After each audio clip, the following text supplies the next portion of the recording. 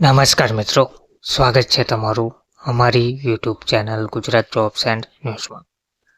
મિત્રો, આંગણવાડી કાર્યકરો તથા હેલ્પરોએ તેમની માગણીઓ સાથે પ્રદર્શન કર્યું છે.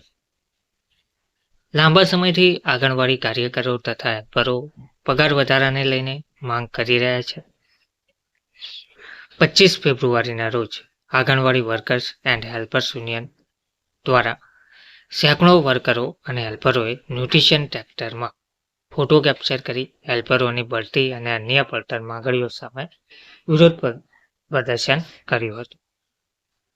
અને મંગળવારના રોજ બજારના અનાજ બજારના ગેટથી શોભાયાત્રા સ્વરૂપે ડેપ્યુટી કમિશનરની કચેરીએ જઈને સૂત્રોચ્ચાર પણ કર્યા હતા અને તેમની માંગણીઓનું એક આવેદનપત્ર મહિલા અને બાળ વિકાસ મંત્રીને સુપરત કર્યું હતું. તો શું માંગ છે?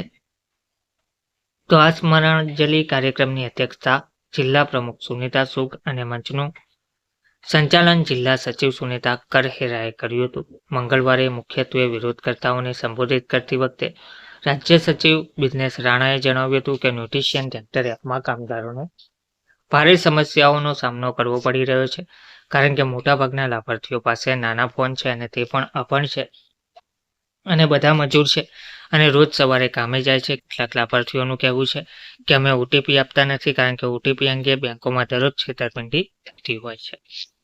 તો યુનિયન દ્વારા મેમોરેન્ડમ દ્વારા માંગણીઓ વ્યક્ત કરવામાં આવી હતી કે ન્યુટ્રિશન ટ્રેકર એપ બંધ કરવામાં આવે, વર્કર હેલ્પર્સ કન્ફર્મ કરવામાં આવે, લઘુત્તમ વેતન ₹26,000 નક્કી કરવામાં આવે, યુનિફોર્મ માટે ₹2,000 આપવામાં આવે, આંગણવાડી કેન્દ્રોને ક્રેચ સેન્ટરમાં ફેરવવામાં ન આવે, વર્કરમાંથી વર્કર અને હેલ્પરને પ્રમોશન આપવામાં આવે, ખાલી જગ્યાઓ પર તેમને ભરતી કરવામાં આવે, નોકરીમાંથી છૂટા કરાયેલા કાર્યકરો અને હેલ્પરોને માનદ વેતન આપવામાં આવે.